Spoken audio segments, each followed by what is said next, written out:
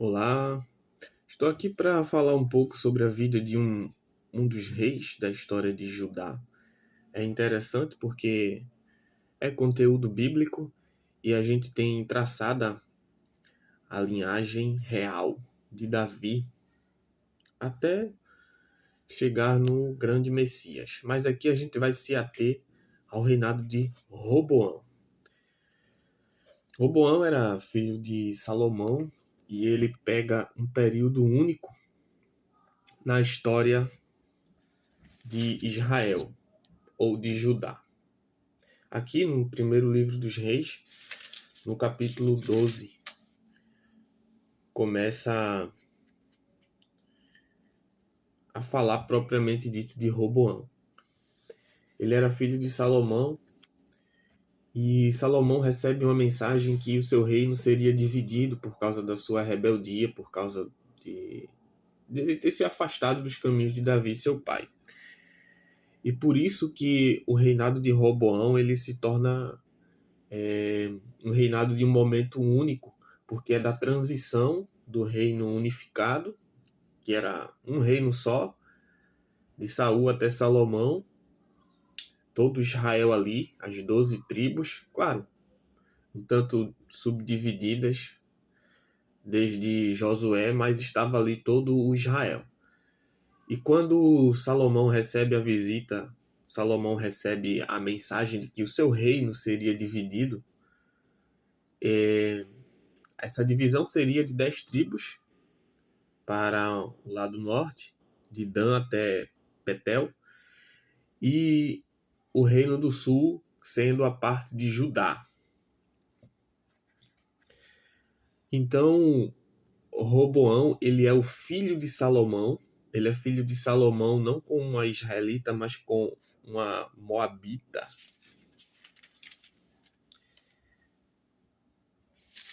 Amonita. Roboão é filho de uma amonita. E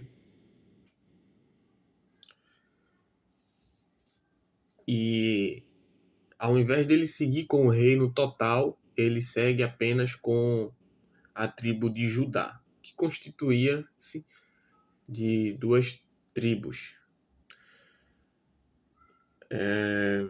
Então, quando Salomão morre, Israel já está um tanto dividido. Por causa de tudo aquilo que aconteceu no reino de Davi, da questão da perseguição a ele, provocada por Absalão, ali já dava para ver uma certa divisão. Alguns ficaram com Davi, que era de Judá, que era o seu povo, da onde Davi veio, da tribo de Judá. Jessé era de Judá. Então, essa era a maior tribo de Israel, a tribo mais forte. Ela ficou ao lado de Davi. Então, quando Israel se fragmentou depois da morte de Salomão, as tribos de Israel vieram até Roboão para conversar com ele, para se submeter a ele, ao seu reino, mas com uma condição. Salomão havia sido um rei muito severo, muito bruto, muito exigente do povo, porque foi assim que ele prosperou, foi assim que ele cresceu. É claro que Deus o abençoou, Deus o fez prosperar mais do que todos os reinos da terra. Mas Salomão teve o seu trabalho, Salomão investiu, ele soube aplicar bem os seus recursos e Deus o fez prosperar. O rei mais rico da terra e talvez do seu tempo e talvez de todas as épocas. O homem mais rico.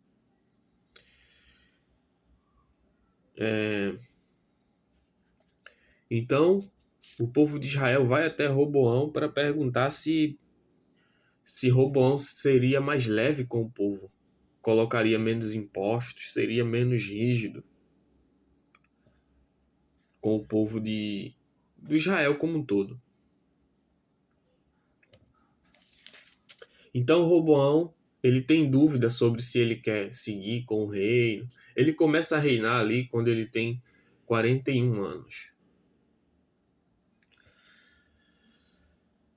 E quando Jeroboão, que era um soldado do reino de Salomão, que já tinha a promessa pelo profeta Aías de que ele ficaria com 10 tribos para seguir, ele, junto com o povo de Israel, vai até Roboão para poder perguntar se o seu reino, o seu jugo, seria mais leve.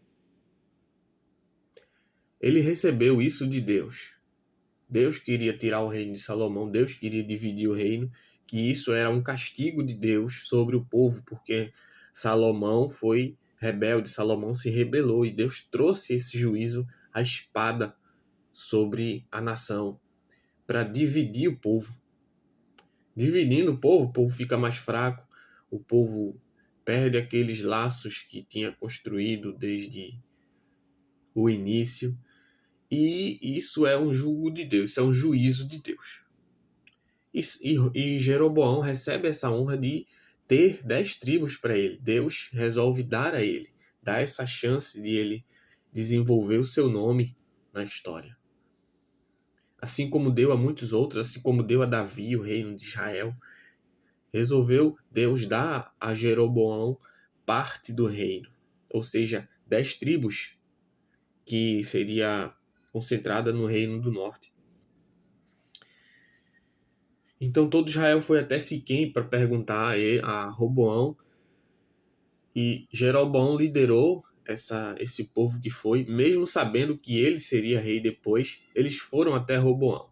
Certamente Jeroboão sabia que ia dar alguma coisa errada, que o reino não ia ficar para Roboão. Mas eles foram mesmo assim até Siquém. E quando Roboão ouve a proposta, dizendo que se ele fosse um rei mais brando, eles seriam submissos a ele. Quando ele ouve isso, ele não sabe exatamente o que responder, ele pede 3 dias. Voltem daqui a 3 dias e eu vou dar a resposta para vocês. Eles foram, e nesses 3 dias Roboão consultou homens que viveram com Salomão, homens experientes, homens mais sábios, de mais idade, e perguntou: o que é que eu digo para esse povo que me pediu para reinar sobre eles se eu for mais brando? E os senhores falaram: olha, se você tiver uma palavra boa para eles, se você for um rei que reconhece que eles já sofreram muito e colocar um jugo mais leve, reinar de uma forma mais suave do que o seu pai, esse povo vai ser fiel a ti até o fim. E Roboão: ok. Mas ele foi pedir outro conselho. Esse conselho que os senhores, os velhos, deram, seria um conselho que unificaria o reino, que não precisaria dividir o reino. Mas ele vai pedir a jovens. Claro, isso por causa da sua imaturidade e também porque isso vinha de Deus, que queria dividir o reino. Fazia parte do juízo de Deus conduzir a história dessa maneira. Então Roboão foi até jovens que cresceram com ele e perguntaram: o que é que eu digo a esses homens que querem que eu reine sobre eles e tenha um jugo mais leve? E os moços disseram: assim falarás a essas pessoas. 1 Reis 12:10. O teu pai fez pesado o nosso jugo, mas tu,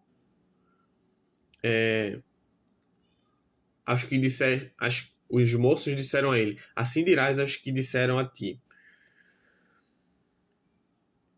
o meu pai colocou um jugo pesado, eu acrescentarei ao vosso jugo.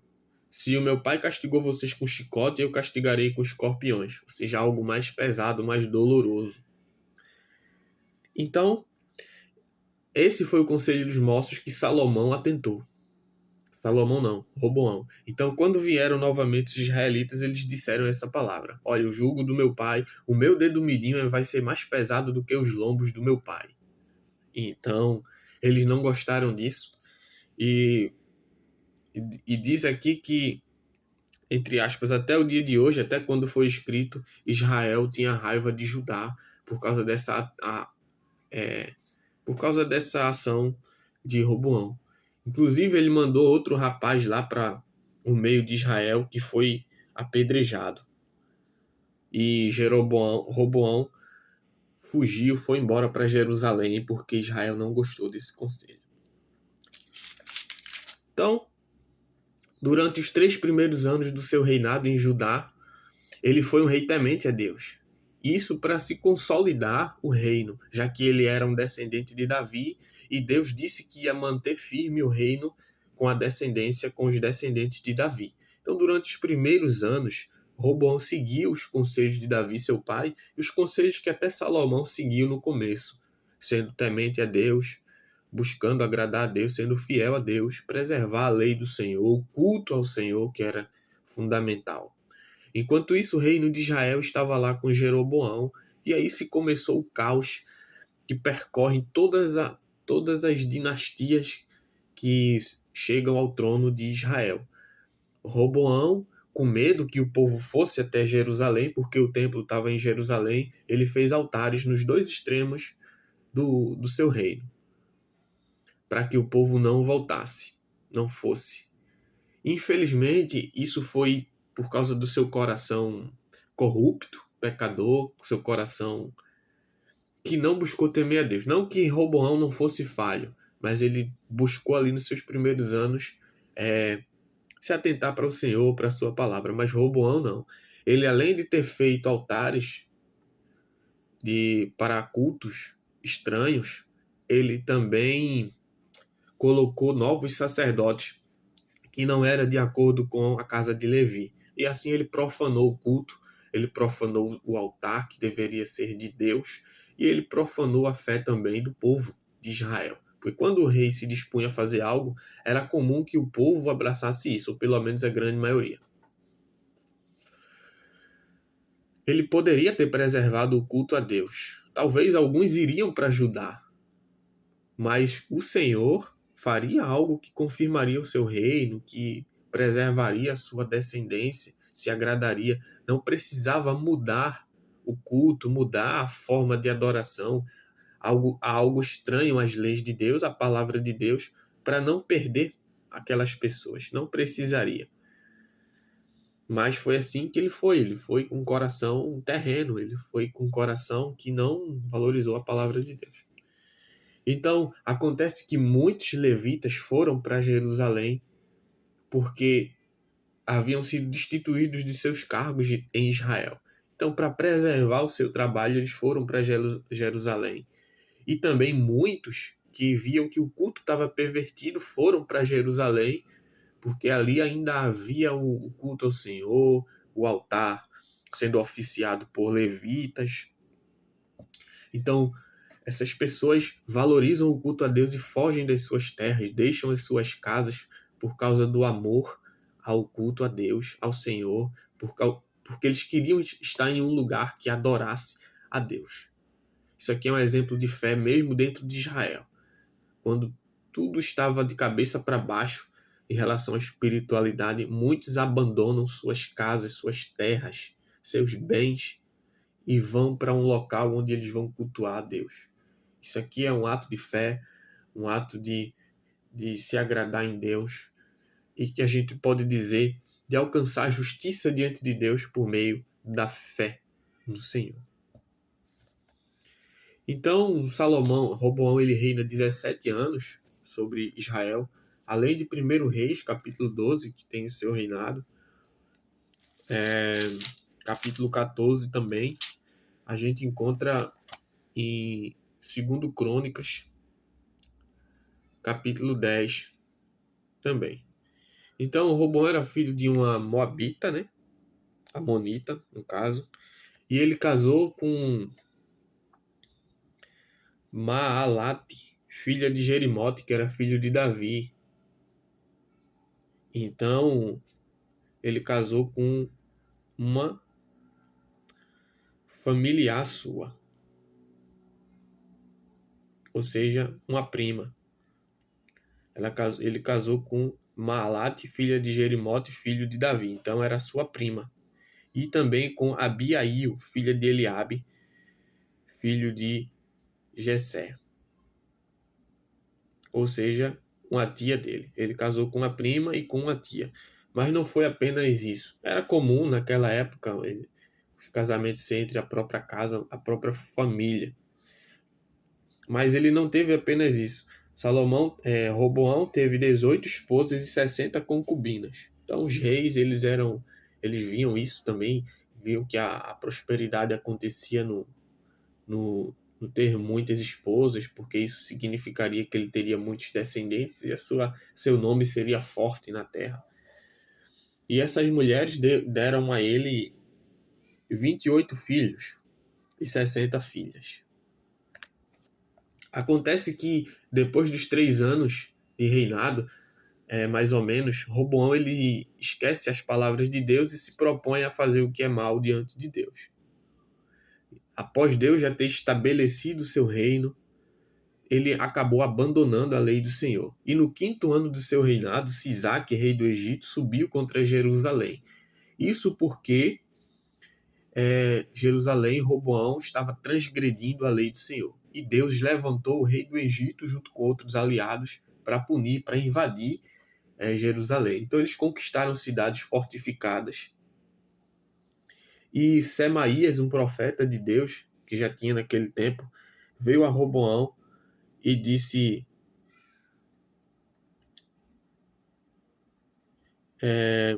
Semaías, profeta, até Roboão, príncipe de Judá, que estavam reunidos em Jerusalém.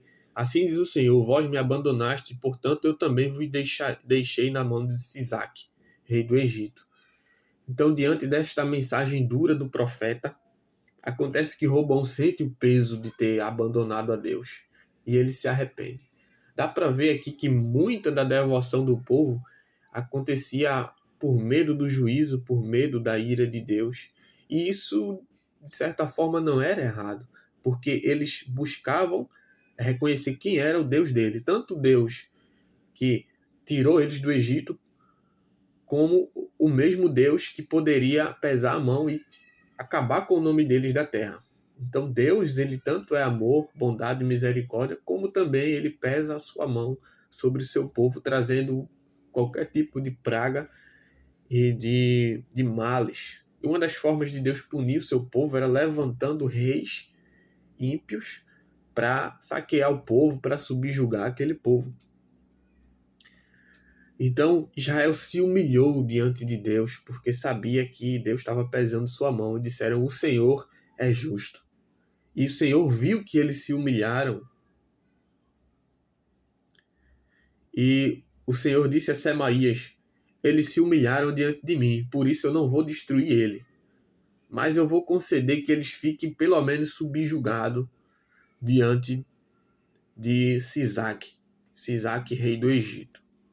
Todavia, eles serão seus servos, para que possam conhecer a diferença entre me servir e servir a outros, e servir a outro. Cadê o texto aqui? 2 Crônicas 12:8. Todavia, eles serão seus servos, para que possam conhecer a diferença que há entre o servir-me a mim e o servir os reinos das terras.